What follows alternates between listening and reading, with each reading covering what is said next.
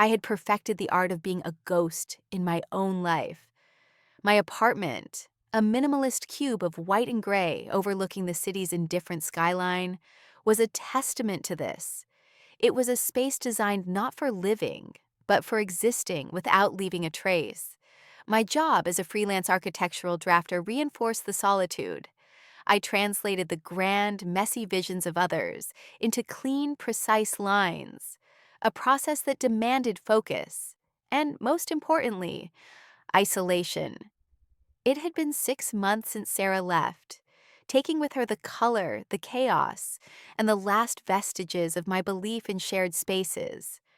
I had decided, with the quiet finality of a judge passing sentence, that I was done with the vulnerability, the gut-wrenching risk of letting another woman into the carefully constructed blueprint of my heart, only to watch her tear down the walls and leave me in the rubble.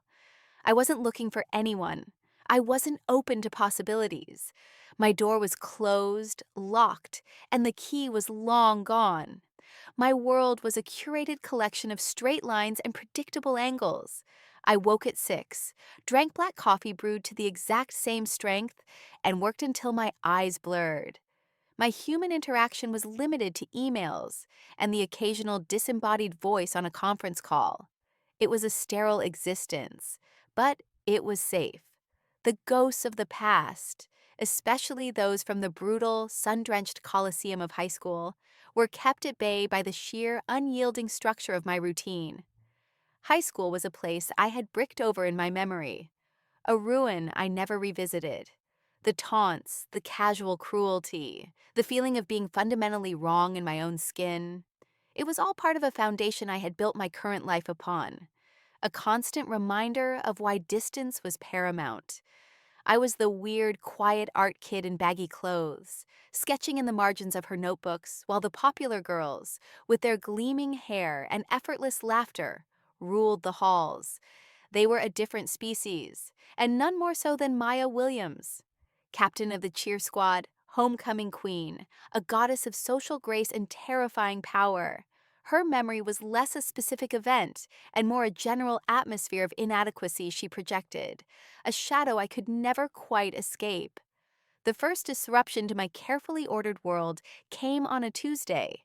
A new coffee shop, the Daily Grind, had opened in the commercial space on the ground floor of my building.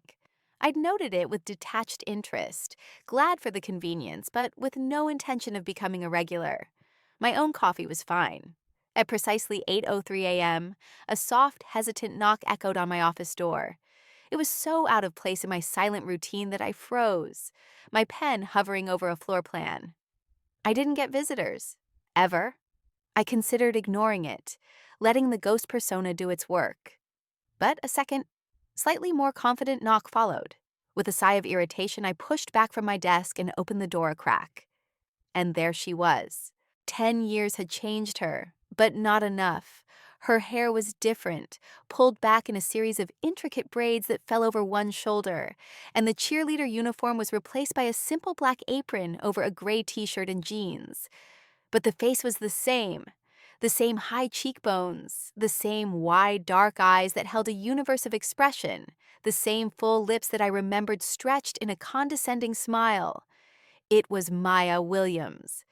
In her hand, she held a steaming ceramic mug, not a paper cup, and the rich, dark scent of espresso and something warm, like cinnamon, filled the space between us. Hi, she said, and her voice was lower now, smoother, without the sharp popular girl cadence I remembered. You're Alara Vance, right, in 8B? I could only nod, my own voice trapped somewhere in my throat. My brain was a frantic scramble of code, trying to process this impossible intrusion. Maya Williams, the girl who once, in front of half the junior class, had picked up a drawing I dropped and loudly declared it so weird and depressing, was standing at my door, holding a peace offering I hadn't asked for. I'm Maya. I just opened the coffee shop downstairs, she continued, a flicker of uncertainty in her eyes. I'm doing a little welcome thing for everyone in the building. A free cup on the house. I asked the doorman who worked from home. He pointed me to you. She held out the mug. This is a flat white. I hope that's okay.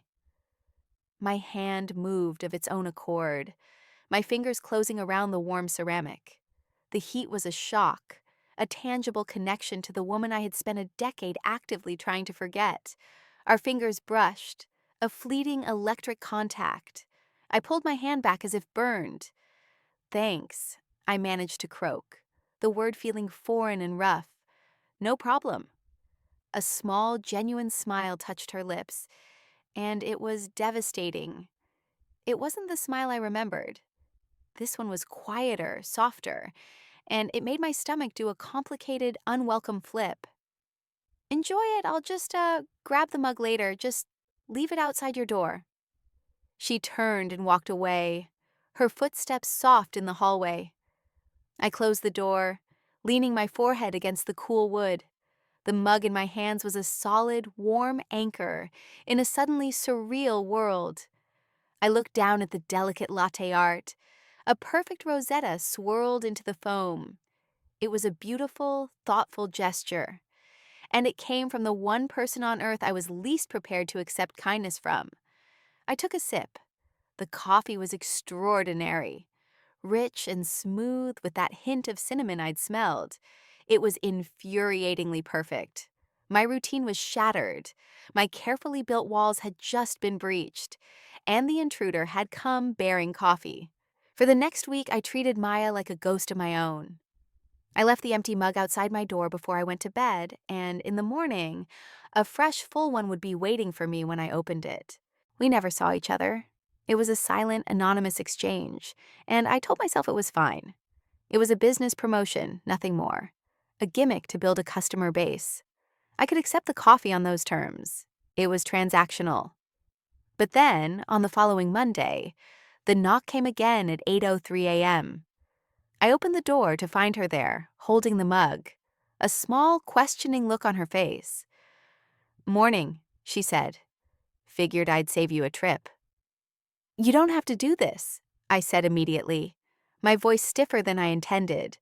"I mean, the promotion was nice, but I can come down and get my own coffee."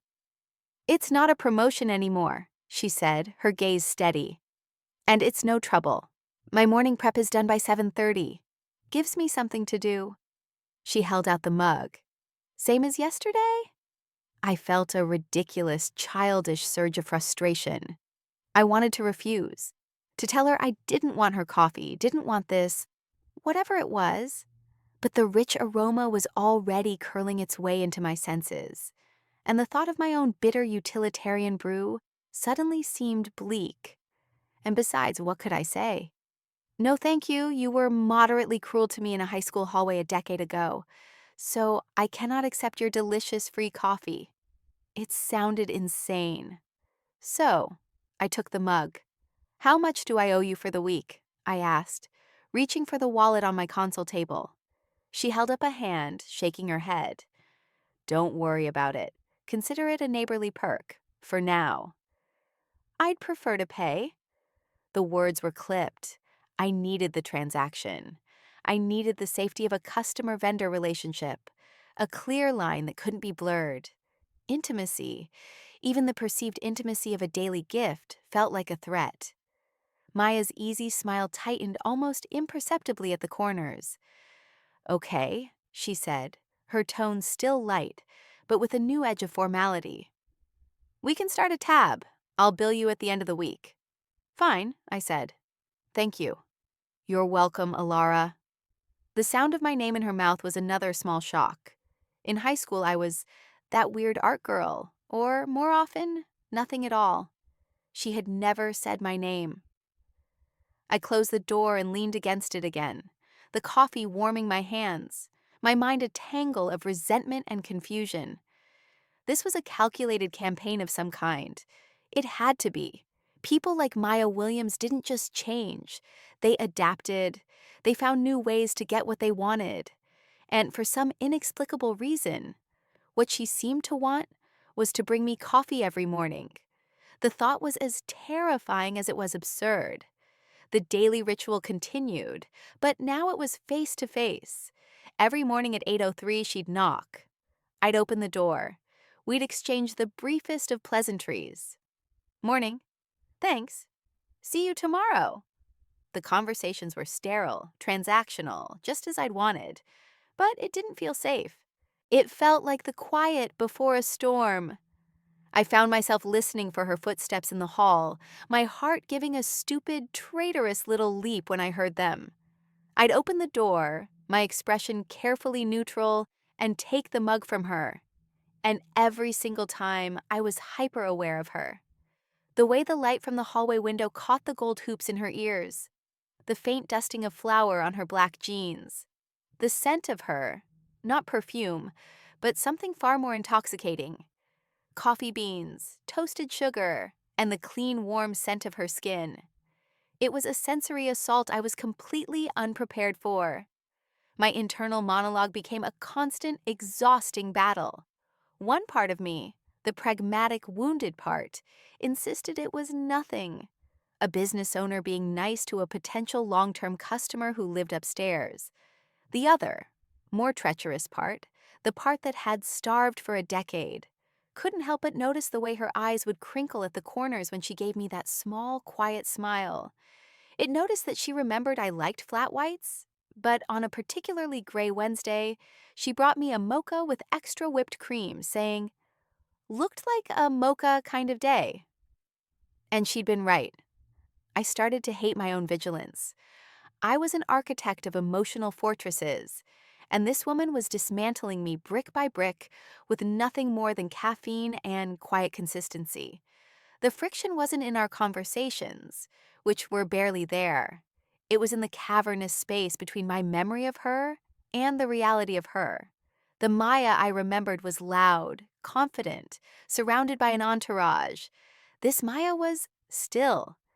She possessed a deep, calming stillness that seemed to radiate from her. She never pushed, never pried. She just showed up day after day with a warm mug and a quiet, "Good morning." It was a siege of gentleness, and it was utterly disarming. One Friday, I handed her a crisp $20 bill. "For the week," I said. She took it, her fingers brushing mine. Again, that jolt. It was like a static charge, brief and startling. "Thanks," she said, tucking the bill into her apron pocket without looking at it. "You know, you're the only one in the building who insists on paying." "I believe in paying for services rendered," I said, the phrase sounding ridiculously formal. A ghost of a smirk played on her lips. "Services rendered." "Right. Very professional." She held my gaze for a beat too long. Her eyes were the color of dark roast coffee, and I felt like I was sinking into them. "Have a good weekend, Alara." "You too," I mumbled, closing the door faster than necessary. I spent the entire weekend replaying that one look, that hint of a smirk. She was amused by me, by my stiffness, my formality.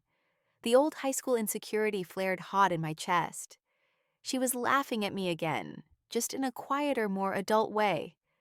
The thought was poison, and I let it fester, determined to reinforce my Ike walls. On Monday, I would be colder, more distant. I would protect myself from her infuriating, gentle siege. The forced proximity of our daily exchange began to wear down my defenses in ways I hadn't anticipated. My carefully constructed solitude was no longer absolute. It now had a Maya-shaped interruption at its core, a fixed point around which the rest of my morning reluctantly revolved. I started observing her, not as the ghost of a high school tormentor, but as the woman standing in my hallway. I became an unwilling cataloger of her details.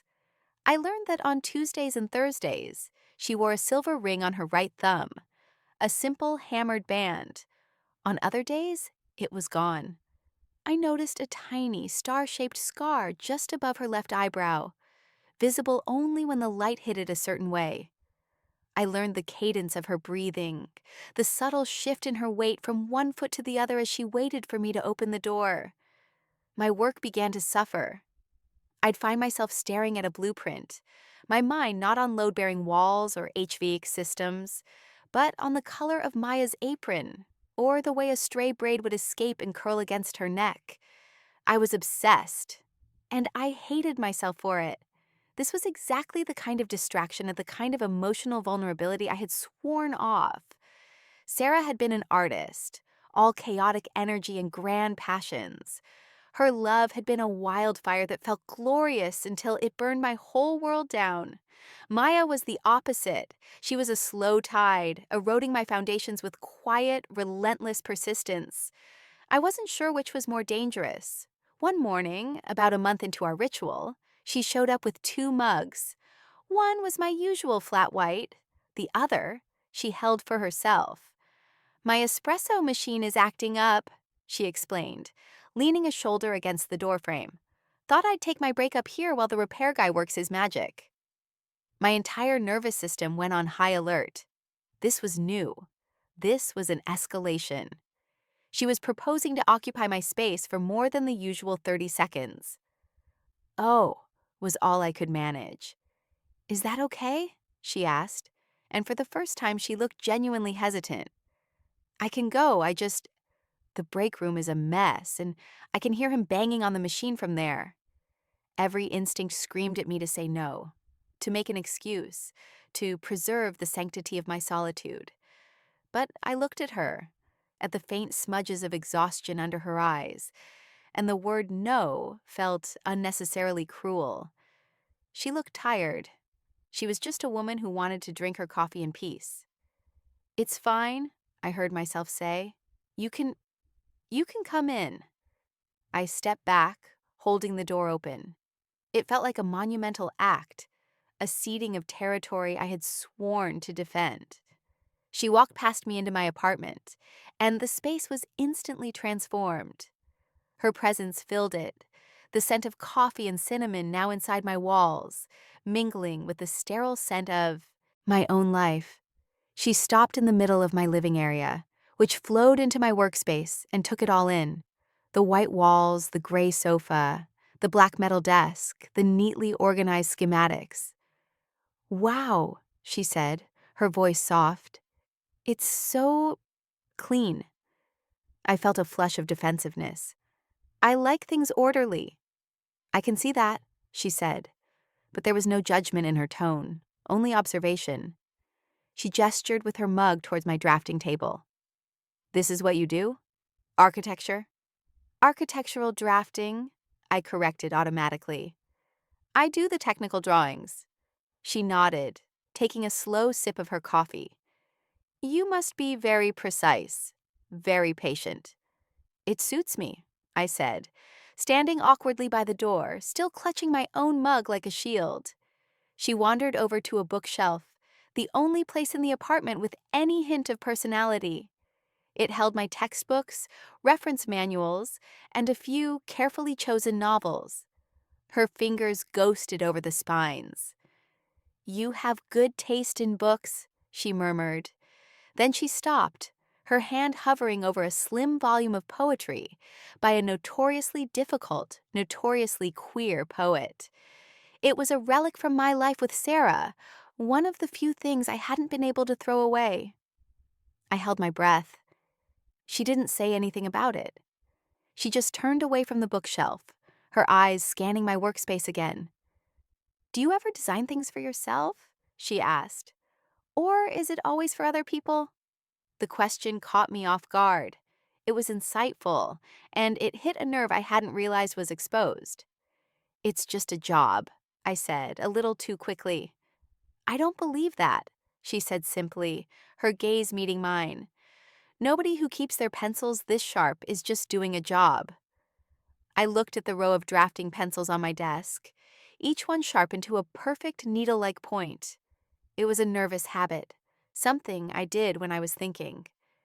She had been in my apartment for less than 5 minutes, and she had seen something that most people, including Sarah, had never bothered to notice. The observation hung in the air between us, intimate and unsettling. The silence stretched, filled only by the distant sounds of the city. I realized I was staring at her, at the way the morning light from my large window illuminated the side of her face, catching the tiny gold flecks in her dark eyes. My heart was hammering against my ribs, a frantic, panicked bird. This was too much, too close. She seemed to sense my discomfort. She drained the last of her coffee and set the mug down on my coasterless coffee table. A part of my brain screamed about water rings, but the rest of me was just screaming. Well, she said, breaking the tension, I should probably go see if my baby is fixed. She offered another one of those small, devastating smiles. Thanks for the refuge. Anytime, I lied, my voice tight. She walked to the door, pausing with her hand on the knob. Hey, Alara?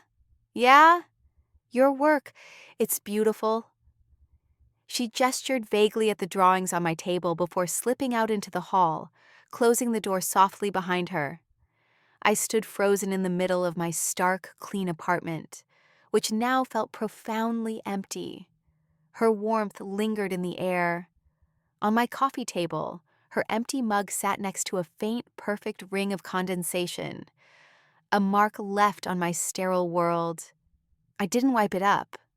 I let it stay there all day, a tangible reminder that my fortress was not as impenetrable as I had believed.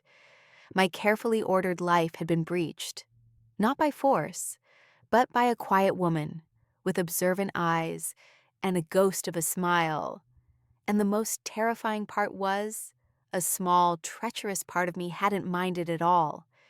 The incident with the broken espresso machine marked a subtle but undeniable shift in our dynamic. The 30-second morning handoffs began to stretch. Sometimes, Maya would linger at the door, asking about my day or telling me a brief, amusing story about a difficult customer. I found myself unclenching, my responses becoming less monosyllabic. I learned that her cafe was her own, a dream she'd saved for years to build. I learned she had a ridiculous, overweight cat named Mochi who liked to sleep on her head. These were small, inconsequential details, but they felt like revelations. They were brushstrokes adding color and depth to the flat, two-dimensional memory I had of her. The softening, the real crack in my armor, came on a Tuesday in late autumn. I was in the throes of a nightmare project, a redesign for a wealthy client who changed his mind more often than he changed his socks. I had pulled an all-nighter, fueled by desperation and far too much of my own subpar coffee.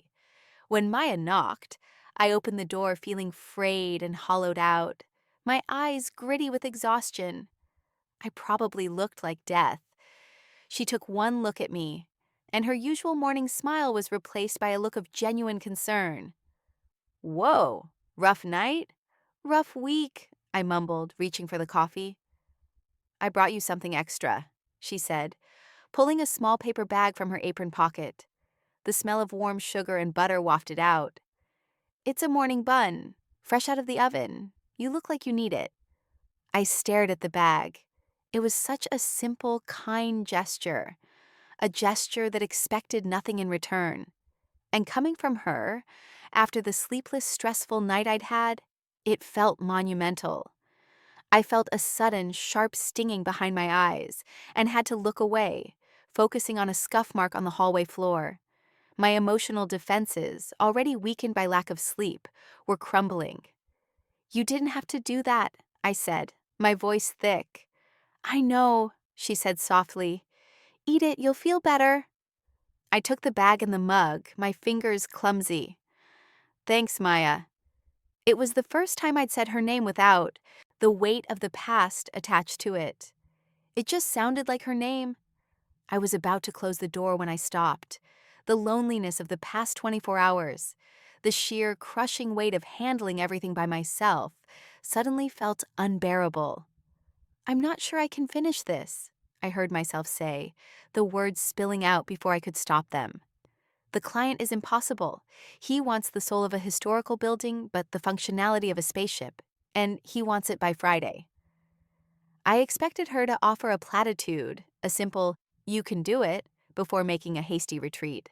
Instead, she leaned against the doorframe, her expression patient, and just listened. He keeps changing the core specs, I continued, the words tumbling over each other in my haste to get them out. Every time I finalize a section, he sends a 5-page email with a new vision. I've redrawn the atrium 4 times. I think I'm losing my mind. She was silent for a long moment when I finished, her dark eyes searching my face. I braced myself for dismissal, for pity. What I got was something else entirely. When my main oven went on the fritz last month, 2 days before the weekend rush, she began, her voice low and steady, I thought I was going to have to close. I had a full-scale panic attack-fueled meltdown in the stockroom, threw a bag of flour against the wall. A small, self-deprecating smile touched her lips. It was very dramatic. And then my pastry chef, this tiny 70-year-old woman named Rosa, came in, took one look at the mess, and told me to breathe. She said, "You handle the customers, I'll handle the croissants." She figured out a way to bake them in the smaller convection oven. It took twice as long, and they weren't perfect, but we got through it. She looked at me, her gaze direct and unwavering. You just need to get through Friday. It doesn't have to be perfect. It just has to be done. You'll figure out a way to bake the croissants. Her story, her quiet solidarity landed in my chest like a warm stone. She wasn't offering solutions or empty cheerleading. She was offering a shared moment of humanity. She was telling me she understood what it felt like to be overwhelmed and at the end of your rope. For the first time in a very long time, I felt seen, truly seen. A flower-throwing meltdown, huh? I said, a real sea, small and fragile, touching my own lips. I can't quite picture that. Oh, it wasn't pretty. She laughed, a low, lovely sound. There's probably still flour in my hair. The point is, you're not going to lose your mind. You're just in the messy middle of it. It will end. Thank you, I said, and the words were imbued with a depth of gratitude that startled me. Really? Anytime, she said. Now eat your bun before it gets cold. And try to get some sleep tonight, Alara. I closed the door and leaned against it, the warmth of the mug and the paper bag seeping into my skin. I slid down to the floor, right there in the entryway, and ate the morning bun. It was flaky, sweet, and unbelievably good. With each bite, I felt a little bit of the tension in my shoulders begin to dissolve. She hadn't fixed my problem, but she had made me feel like I wasn't entirely alone with it. And that, I was beginning to realize, was a feeling I had missed more than I ever would have admitted. The ghost in the machine of my life was starting to feel a little more human. That morning became a turning point. Our conversations at the door grew longer, more substantial. I started asking about her, and she, in turn, began to share pieces of herself. It was a slow, careful exchange of trust. I learned that she had gone to business school on a scholarship, a fact that seemed so at odds with the cheerleader persona I had fossilized in my mind.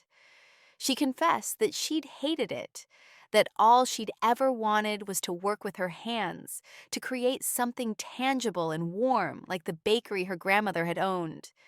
The coffee shop was a tribute to her, a way of keeping that legacy alive. One rainy Thursday, she was lingering in the doorway, her raincoat dripping onto the hallway carpet. I found myself inviting her in without a second thought. She accepted, shaking the water from her coat and hanging it on the hook by my door as if she'd done it 100 times. We stood in my kitchen area, sipping our coffees while the rain lashed against the window. The silence between us was no longer awkward or charged with unspoken history. It was comfortable, easy. You know, she said, staring out at the gray, rain-slicked city, I used to hate the rain. In high school, it meant outdoor cheer practice was canceled, and we'd have to do conditioning in the stuffy weight room. It always smelled like sweat and old rubber. The mention of high school was a sudden, sharp intake of breath. It was a topic we had unconsciously, or perhaps consciously, avoided. It was the elephant in every room we'd ever shared, and she had just pointed a finger at it. I remember the weight room, I said, my voice carefully neutral. She turned to look at me, her expression unreadable. I was a real piece of work back then, wasn't I? It wasn't really a question. It was a statement, a confession. My heart started to pound. This was it. The moment I had been subconsciously dreading and, I admitted to myself, hoping for. The moment of reckoning. You had your moments, I said, the understatement hanging in the air. She gave a short, bitter laugh. That's a kind way of putting it. She ran a hand over her braids, a gesture I was coming to recognize as a sign of unease. I was so caught up in, I don't know, being what everyone expected me to be. My dad was the coach, my mom ran the booster club, my older brother was the star quarterback who went to a D1 school. There was a script, And I played my part. Head cheerleader, homecoming queen, dating the captain of the basketball team. She shook her head, a look of profound weariness on her face. I was trying so hard to be this perfect, shiny person that I couldn't stand. And when you can't stand yourself, you get mean. You find someone who seems comfortable in their own skin, someone quiet and sure of what they are, and you try to poke holes in it to make them feel as small as you do. Her eyes met mine, and they were filled with a regret so raw and honest, it stole my breath. I remember that day in the hall, with your drawing. My throat went dry. I'd rather not know, she said, her voice firm but gentle. Let me say it. It was a drawing of the old oak tree behind the library. It was beautiful, and I called it depressing. I was with Ashley and Kim, and I said it loud enough for them to laugh. And the look on your face, you just crumpled. I saw it. And I walked away and pretended I didn't. It was a monstrous thing to do, Alara, and I am so, so sorry. The apology, a decade late, landed with the force of a physical blow. It was real. It wasn't an excuse. It was an explanation. She wasn't trying to absolve herself. She was just laying the truth out, bare and ugly, for me to see. All the bitterness I had carried for years, the resentment that had been a cornerstone of my identity, began to dissolve in the face of her sincere, painful confession. I saw her then not as a monster or a queen, but as a scared, unhappy teenage girl, just as lost as I had been, only in a different, shinier way. Why are you telling me this now? I asked, my voice barely a whisper. Because it's been sitting on my conscience for 10 years, she said. And because when I saw your name on the building directory, I knew I had to. At first, the coffee, it was just meant to be a quiet apology, a way to maybe make up for some of the bad karma. I didn't expect this. She gestured vaguely between us. I didn't expect to actually like you. The admission hung in the air, as fragile and beautiful as a soap bubble. I didn't expect to actually like you. It was more than an apology. It was an opening, a new beginning, offered on a rainy Thursday morning. I didn't expect to like you either, I admitted, the words feeling like a monumental concession. A wave of relief washed over me, so potent it made me feel lightheaded. The ghost that had haunted the space between us had finally been named, acknowledged, and in that moment, it began to dissipate. The rain continued to fall outside, but inside my small, quiet apartment, the storm had finally broken. We stood there for a long time, just sipping our coffee in a new, more honest kind of silence. The past was no longer a weapon or a wall. It was just a story. And it was finally, blessedly, over.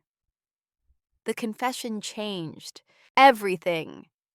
The air between us, once thick with unspoken history, was now clear. It was also charged with a new kind of tension, a humming, electric awareness that had nothing to do with the past and everything to do with the present. The daily coffee delivery was no longer about atonement. It was an act of deliberate connection. Our conversations became the highlight of my day, brief interludes of warmth and laughter in my otherwise silent existence. But it was the moments of silence that were the most potent. The sustained eye contact over the rims of our mugs, the way we'd sometimes stand a little too close in my doorway, the air crackling with unspoken possibilities, the turn, the moment when possibility solidified into undeniable reality, happened on a Monday. It had been an unseasonably warm weekend, but a cold front had blown in overnight, leaving the morning air crisp and sharp. When Maya arrived, her cheeks were flushed from the cold, and she was rubbing her hands together for warmth. "Forgot my gloves," she said with a shiver, holding out my coffee. "My hands are freezing." As I took the mug, my fingers brushed against hers. It had happened before, that fleeting electric touch. But this time was different. This time, neither of us pulled away. My fingers instinctively closed over hers, my thumb stroking the back of her cold hand, trying to impart some of my own warmth. It was a simple, unconscious gesture, but it felt earth-shatteringly intimate. Her breath hitched. I looked up from our joined hands and met her eyes, and the world just stopped. The low hum of the city outside my window faded away. The ticking of the clock on my wall ceased. There was only the warmth of her hand under mine, the dark, bottomless depth of her eyes, and the frantic, wild beating of my own heart. In her gaze, I saw a mirror of the shock and wonder and terror I was feeling. The professional barrier, the neighborly kindness, the tentative friendship, all of it dissolved in that single, sustained look, burned away by the heat of a much older, more powerful truth. This was attraction, raw, potent, and utterly terrifying. It was a recognition, soul-deep and immediate, that this person, this woman, I had spent so long holding at arm's length, was someone I could not only like, but want, deeply. I saw the question in her eyes, the same one that was screaming in my own mind. What is this? What are we doing? Her lips parted slightly, as if she were about to speak, but no words came out. I could feel the faint tremor in her hand beneath mine. I wanted to lean in. I wanted to close the small distance between us and find out if her lips were as soft as they looked. The impulse was so strong, so overwhelming. It was a physical force, pulling me forward. Then, from down the hall, the ding of the elevator and the sound of a neighbor's door opening broke the spell. We both flinched, pulling our hands back as if we'd been burned. The moment was gone, shattered into a million glittering, awkward pieces. I should go," she stammered, her gaze dropping to the floor. "I have a scone order to fill." "Right," I said, my own voice sounding strained and unfamiliar. "Scones." She practically fled down the hallway. I closed the door, my back pressed against it, my heart still racing. The coffee in my hand was forgotten. All I could feel was the phantom sensation of her skin against mine, the ghost of her warmth. There was no going back from that. We had crossed a line, and we had both felt it. The carefully constructed friendship we had built was gone, replaced by this thrumming, dangerous, and exhilarating tension. My fortress hadn't just been breached. Its foundations were cracking, and I had a terrifying, thrilling suspicion that I was about to welcome the earthquake. The days that followed were an exercise in exquisite torture. Every morning at 8:03, my entire body would tense in anticipation. The charged silence was back, but now it was filled with the memory of that touch, that look. We were clumsy around each other, two people trying to pretend they hadn't seen behind the curtain. Our conversations were stilted, filled with safe, boring topics. The weather, the news, the quality of the coffee beans that week. But underneath the banal words, a second silent conversation was screaming. Our eyes would meet and hold for a fraction of a second too long. She'd hand me the mug, and we'd both be hyper-aware of the space between our hands, careful not to let them touch. My internal monologue was a raging torrent of desire and fear. I wanted her. The realization was no longer a quiet suspicion, but a roaring certainty. I wanted to know what her laughter sounded like when it was free and unrestrained. I wanted to trace the line of her jaw with my fingertips. I wanted to pull her inside my apartment and kiss her until neither of us could breathe. The intensity of my own yearning scared the hell out of me. It felt exactly like the wildfire Sarah had started, and I was terrified of being burned again. I had built this life of quiet solitude to protect myself from this very feeling, this all-consuming want that threatened to obliterate my carefully controlled world. I started finding excuses to go down to the cafe. I'd need a bottle of water, or a pastry, or a second coffee in the afternoon that I didn't really want. I just needed to see her. I'd watch her from a corner table, watch the easy way she interacted with customers, the focused intensity with which she frothed milk, the way her whole face lit up when she talked about her craft. She was competent and passionate and strong, and every new detail I learned about her only deepened the ache in my chest. One afternoon, I was sitting there, pretending to work on my laptop, when my phone rang. It was my older sister, Chloe. "Hey, stranger," she said, her voice overly bright. "Just calling to see if you're still alive over there in your hermetically sealed apartment." "I'm alive," I said, forcing a light tone. "Just busy." "Too busy to date? Too busy to have a life?" she prodded. It was her favorite topic. "Chloe, please." "I'm just saying, Elle. It's been months since the Sarah apocalypse. You can't just swear off humanity forever because one woman turned out to be a narcissistic nightmare." "I'm not swearing off humanity. I'm just enjoying the peace and quiet."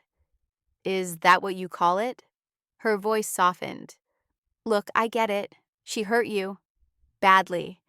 But you can't let her win by turning into a recluse. There are other women out there. Good ones." I looked up, and through the steam rising from the espresso machine, I saw Maya. She was laughing at something a customer said, her head thrown back, a genuine, unguarded smile on her face. My heart did a painful clench. "Maybe you're right," I murmured, more to myself than to Chloe. "What was that? Did Alara Vance just admit I was right about something? Mark this day on the calendar." "Don't get used to it," I said, but my mind was elsewhere. My sister's words, meant to be a generic encouragement, felt like a direct challenge. I was letting Sarah win. I was letting the insecure, scared girl from high school win. I was letting fear dictate the terms of my life. And standing behind the counter, looking impossibly beautiful in her flour-dusted apron, was a woman who made me want to be brave. A woman who had been brave enough to apologize, to be vulnerable, to show up every single day. The phone call rattled me. It held a mirror up to my self-imposed isolation, and I didn't like the reflection. The tension between me and Maya was becoming unbearable, a string stretched so taut it had to either snap or be played. The decision, I realized, was mine. She had made her move, in her own quiet way. She had apologized. She had shown me who she was now. The next move was up to me.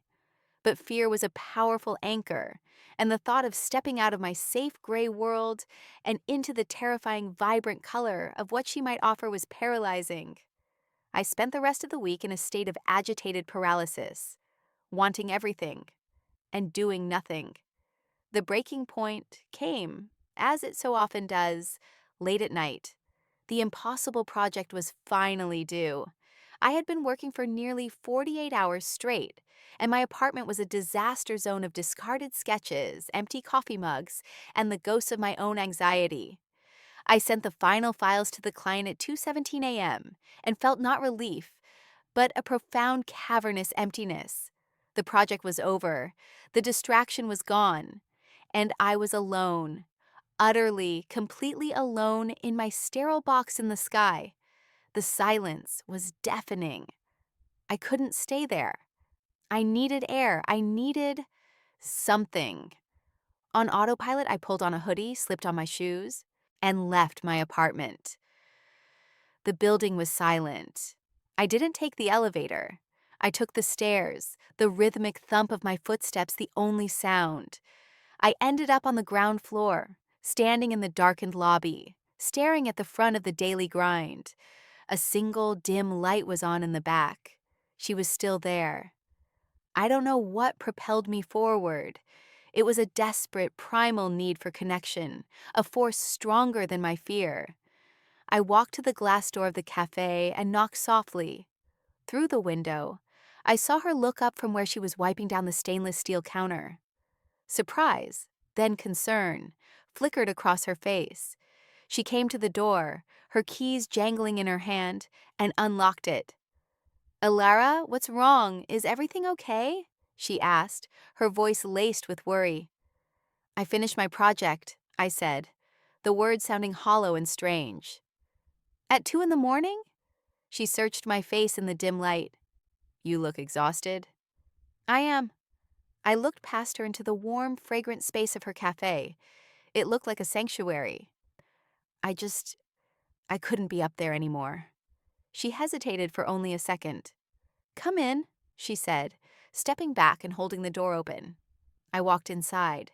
The air was thick with the comforting smells of coffee and baked goods.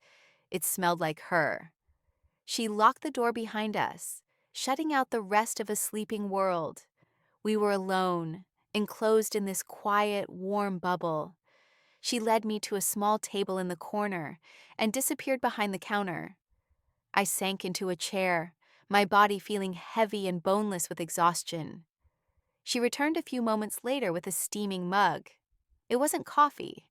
It was chamomile tea with honey. "You don't need any more caffeine," she said softly, placing it in front of me. She sat down in the chair opposite me, her knees almost touching mine under the small table. "Talk to me, Alara. What's going on?" I looked at her, really looked at her, at the genuine care in her eyes, at the patient set of her mouth, and the dam inside me, the one I had so carefully constructed and maintained for years, just broke.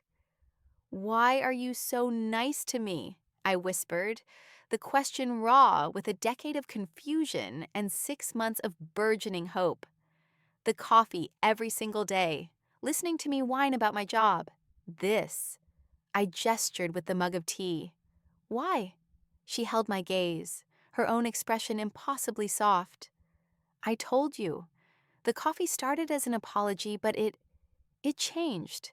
I kept coming because I wanted to, because seeing you for 30 seconds was the best part of my morning." "But why me?"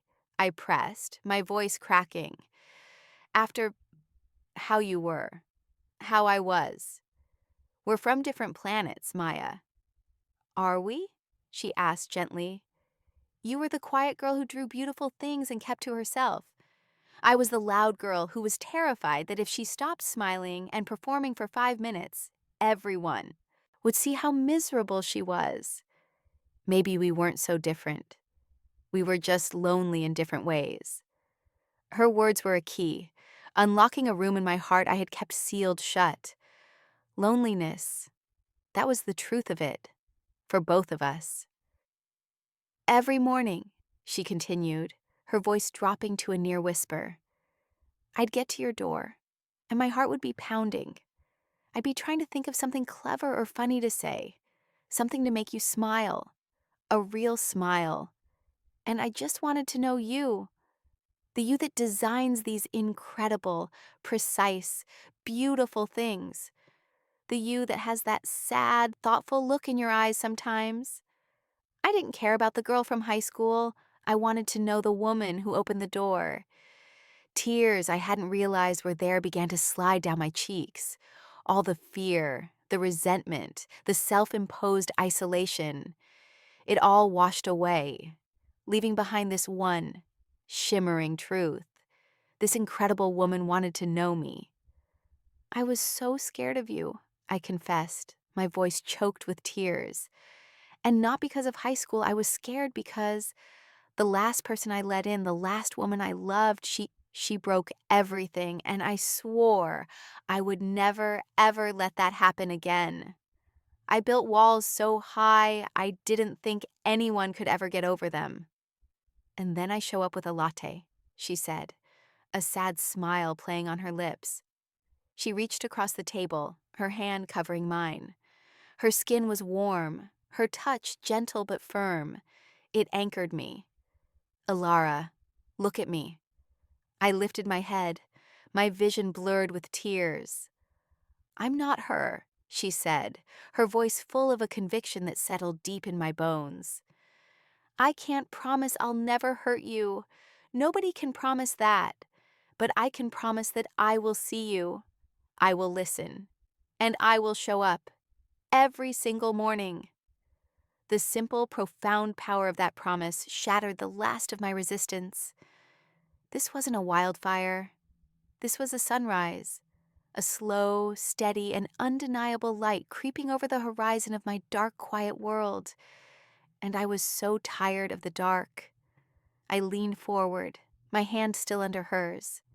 She mirrored the movement, the space between us shrinking until all I could see were her eyes, all I could smell was her scent, all I could feel was the magnetic pull of her presence. Maya, I whispered, her name a prayer on my lips. And then, in the quiet, fragrant darkness of her coffee shop, surrounded by the ghosts of our past and the hope of a future, she closed the final inch between us and kissed me. It was a kiss that tasted of chamomile and honey, of redemption and relief. It was soft and searching and sure, a question and an answer all at once. It was the end of my solitude. It was the beginning of everything. We talked for hours, huddled together in that little corner of the cafe as the city outside slept. It was the kind of conversation that stitches two souls together, a frantic, joyful exchange of histories and heartbreaks. I told her about Sarah, about the whirlwind romance that had ended in a quiet, devastating betrayal, leaving me feeling foolish and fragile. I explained the fortress I'd built around myself, not just out of heartbreak, but out of a deeper, older fear of not being worthy of the love I craved. Maya, in turn, filled in the gaps of her own story. She spoke of the immense pressure from her family to follow a certain path, the right college, the right career, the right husband. Her years as a cheerleader, she explained, were a performance, an elaborate costume she wore to please everyone but herself. She confessed that she dated men all through college, trying to force a connection that never felt right, always feeling like an actress playing a part she hadn't rehearsed. Her decision to open the cafe was her first true act of rebellion, her first step toward building a life that was authentically hers. The quiet strength I had admired in her was not an innate quality, but a hard-won peace, forged in the fires of her own quiet revolution against expectation. When I saw your name on the directory, she said, her fingers tracing patterns on the back of my hand, it felt like a sign, a chance to fix something I'd broken. I never imagined it would lead to this. I'm glad it did, I said, my voice soft with a wonder that still felt new. You know, I spent 10 years thinking of you as this untouchable, perfect creature. It's nice to know you've thrown flour at a wall. She laughed, a real deep laugh that echoed in the quiet space. Oh, I'm far from perfect, Ilara. Just ask Mochi when I'm 5 minutes late with his breakfast. As the first hints of dawn began to soften the dark sky, we finally fell silent, exhausted but full. The past had been excavated, the wounds acknowledged. We weren't high school archetypes anymore. We weren't even just the coffee bringer and the recluse. We were just Alara and Maya, two women who had found each other, impossibly, across a decade of silence. We addressed the power imbalance of our current dynamic. She, the business owner, me, the customer, and the historical one, where she held all the social capital. We agreed that this, whatever it was becoming, had to exist on its own terms, separate from the cafe, separate from the past, a partnership of equals. As a first step, I insisted I would start coming downstairs for my coffee. No more deliveries. Our morning ritual had served its purpose. It was time for a new one. The next morning, after only an hour or two of sleep in my own bed, a soft knock came at my door. My heart leaped, a familiar, happy rhythm. I opened it to find Maya standing there, a hesitant smile on her face. She wasn't wearing her apron. She was in a soft sweater and jeans, and in her hands, she held two simple white ceramic mugs. Not the cafe's branded ones, just mugs. "I know what you said," she started a little nervously. "About you coming down, but I thought for today maybe we could have it here, together?" She wasn't on the clock. This wasn't a service rendered. This was a woman I had kissed hours before, standing at my door, asking to share a quiet moment. It was a new question, with a new, much simpler answer. I stepped back and held the door wide open. "I'd like that very much." She walked in, and this time it didn't feel like an intrusion. It felt like a homecoming. She set the mugs on my coffee table, the one that still bore the faint ring from her first visit, and sat on my gray sofa. I sat beside her, close enough that our knees touched. She handed me a mug. The coffee was rich and perfect, just as it always was. But everything else was different. The silence wasn't a space to be filled, but a comfort to be shared. The morning light streamed through the window, illuminating the dust motes dancing in the air, and for the first time, my stark, clean apartment felt like a home. It felt warm. I looked at Maya, at the gentle curve of her smile as she watched me, and I felt a sense of peace so profound. It was almost overwhelming. The ghost was gone. The fortress was gone. All that was left was this quiet morning, this shared warmth, this extraordinary, terrifying, beautiful hope. I had chosen to open the door, and in doing so, I had finally let the light in. So, when do you know if the risk of opening a locked door is worth the possibility of who might be standing on the other side? If you enjoyed this story of second chances and unexpected love, please give it a like, subscribe for more, and let me know your thoughts in the comments below.